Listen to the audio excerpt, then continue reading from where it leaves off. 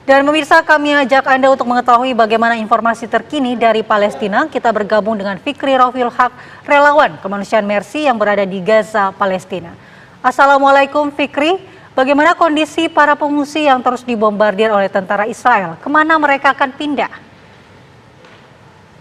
Waalaikumsalam warahmatullahi wabarakatuh. Selamat dini hari waktu Gaza, Mas Faris dan juga Mbak Andi Kumala. Memang pada hari ini bombardir yang kami dengar dan kami rasakan dari tempat kami berada saat ini di daerah Al-Mawasi, kota Khan Yunis, Jalur Gaza bagian selatan begitu masif sekali.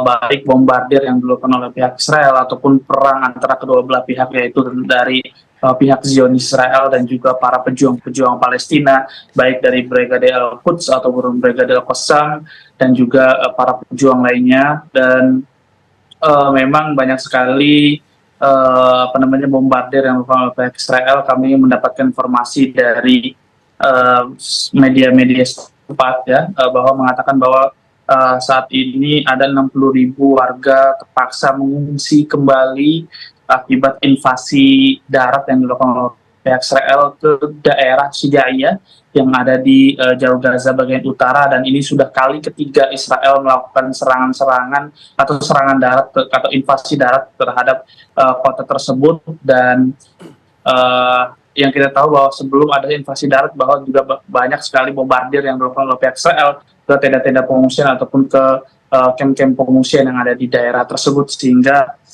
dari invasi tersebut ada 7 orang meninggal ataupun syahid dan belasan lainnya mengalami luka-luka. Dan juga Israel juga kembali melakukan pembantaian yang dilakukan oleh mereka di daerah yang safe zone yang dikatakan oleh mereka ataupun zona aman begitu, yaitu di daerah Al-Mawasi. Akibatnya ada 11 orang meninggal dan juga 40 lainnya mengalami luka-luka yang diterima oleh rumah sakit, salah satunya juga Rumah Sakit Nasir yang ada di kota Khan Yunis Gaza bagian selatan. Dan kami juga tadi mendapatkan cerita dari beberapa relawan dokter dari Mercy Indonesia yang memang mereka masih bertugas di Rumah Sakit Khan Yunis, bahwa ada salah satu dokter yang memang sampai menemukan 6 orang meninggal yang dilarikan ke rumah sakit, dan banyak sekali hari ini pasien-pasien yang diterima oleh beliau dan juga rekan-rekan dokter lainnya dari yang bertugas di Rumah Sakit Nasir. Dan juga update korban jiwa dari Kementerian Kesehatan Palestina sudah ke hari ke-266 atau sudah 9 bulan lamanya genosida yang dilakukan oleh pihak Israel. Jumlah update korban dari sejak 7 Oktober lalu sampai hari ini menyentuh angka 37.765, di mana terdapat 15.882 adalah anak-anak, dan di antara 15.000 lebih itu dari kalangan anak-anak ada 40 anak-anak yang meninggal ataupun 40 orang yang meninggal akibat dehidrasi dan juga malnutrisi dan juga kelaparan, karena kita tahu bahwa di Gaza Utara juga masih sangat sulit sekali untuk mendapatkan bantuan-bantuan yang ada di daerah sana. Dan juga selain 15.800 lebih adalah kalangan anak-anak, terdapat 10.000 lebih dari kalangan wanita serta 500 tenaga kesehatan atau tim medis dan juga 152 jurnalis yang turut menjadi target sasaran Zionis Israel sejak 7 Oktober lalu. Sementara korban luka-luka menyentuh angka 86.429 jiwa, di mana 71% korban akibat genosida yang dilakukan oleh pihak Zionis Israel adalah anak-anak dan juga perempuan. Dan Kementerian Kesehatan Palestina mengumumkan bahwa Israel telah membunuh Dr. Fadi Al-Wadiyah, yaitu dokter dari MSF ataupun Dokter Without Borders yang bertugas di Jalur Gaza.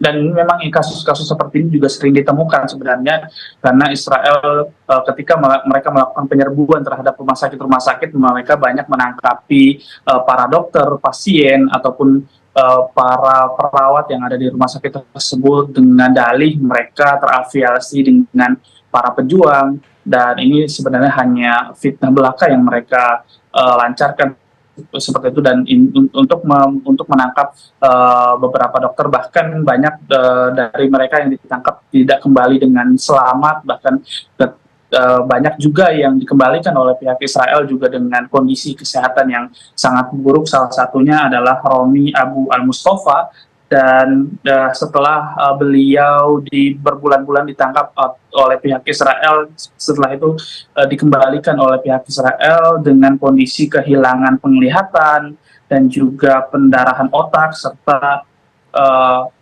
kasus-kasus penyakit lainnya yang sangat kronis sekali dengan kondisi kesehatan yang sangat-sangat buruk, dan ini banyak sekali juga terjadi kepada para pengungsi yang ditangkap oleh pihak Israel. Banyak sekali yang bersaksi bahwa banyak sekali penyiksaan yang dilakukan oleh pihak Israel di penjara-penjara tahanan yang ada di pihak Israel itu sendiri. Dan juga selain itu, saat ini memang ada 2 juta lebih warga yang masih berada di jalur Gaza dengan kondisi yang tidak menentu. Bombardir terus dilancarkan oleh pihak Israel, kelaparan juga masih terus terjadi, serta kelangkaan obat-obatan dan juga logistik lainnya juga masih sangat sulit. Dan selain itu juga ada 1.600.000 lebih jiwa yang terkena penyakit menular. Kita bisa bayangkan karena memang sanitasi yang buruk di tenda pengungsian, bahkan dari 1.600.000